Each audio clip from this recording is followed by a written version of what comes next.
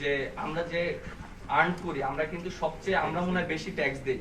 হ্যাঁ, আমরা 25 থেকে 30% ট্যাক্স দিই। দ্যাট মিন্স আমরা কিন্তু সরকারকে কিন্তু টাকা দেই। একটা ভালো জায়গায় আমরা ক্রিকেট বোর্ড আছি।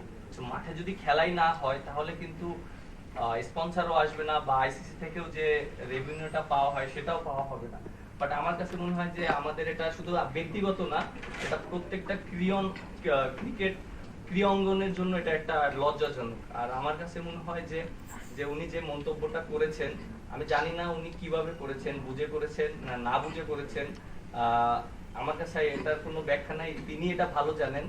আর আমার কাছে মনে হয় যে তার যে পজিশনে থেকে এরকম মন্তব্য করাটা আসলে ঠিক না। যে মানে এটা আমার কাছে মনে হয় শুধু এক ক্রিকেট অঙ্গন না, যে কোনো জায়গায় কিন্তু একটা দায়িত্ব অবস্থায় থাকে এরকম মন্তব্য করা উচিত না। আর আমরা ক্রিকেটাররা যারা আছি আমরা সবসময় চেষ্টা করি ভালো ক্রিকেট খেলার জন্য, মাঠে ভালো পারফরমেন্স করার জন্য। এবং আপনারা যেটা জানেন যে আমরা কিন্তু সবসময় সমালোচনা হই, আমরা মাঠে খেলি, পারফর্ম না করলে এমন কোনো প্লেয়ার নেই বাংলাদেশের মানুষ সমালোচনা করেনি। আপনারাও সবসময় সমালোচনা করেন বা সবসময় আপনারা ভালো বলেন। বাট আমার কাছে খুব ভালো লাগছে যে আপনারা আমাদের এখন যে আমরা যে স্টেপটা নিচ্ছি আপনারা আমাদেরকে সমর্থন করছেন, এই জিনিসটা আমার কাছে খুবই ভালো লেগেছে।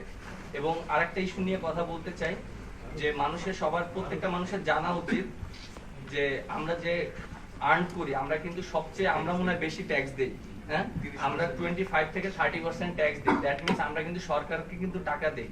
এবং অনেকের ধারণা আছে যে সরকার থেকে মনে হয় আমাদেরকে টাকা দেয়, সরকার থেকে আমরা টাকা পাই না।